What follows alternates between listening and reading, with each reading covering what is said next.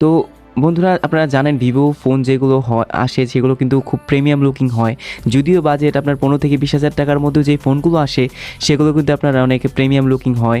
যদিও কম বাজেটের হয় তাও কিন্তু লুক কিন্তু অসম লুক। তো চলুন এটিকে খোলা যাক আর দেখা যাক ভিতরে কী আছে আর কতটা চমৎকার লুকিং ফোন। তার আগে আমি দেখে নিই ভিতরে বক্সের ভিতরে আর কী আছে।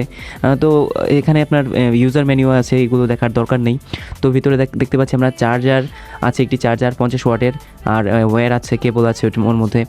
তো গাইস তো ভাই এটি একটি 50 ওয়াটের চার্জার, আমি আগেই বলে দিয়েছি, তো এটি দেখার দরকার নেই। তো চলুন দেখে নেওয়া যাক আমাদের ফোনটি।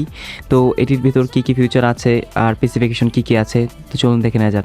তো এটিকে সর্বপ্রথম অন করতে হবে। তো আপনারা দেখতে পাচ্ছেন এর লুকিং কিন্তু অসম লুকিং ভাই, কী বলবো, গ্লিস মারছে। তো এর ব্যাক সাইড, তো আমি মনে করি যে ভাই ভিভোর যে কয়টা ফোন আছে লুকের মধ্যে আপনার 10-এর 10 পাবে। যদিও আপনার 10 থেকে 20,000 15 থেকে 20,000 টাকার ফোন যদিও হয়,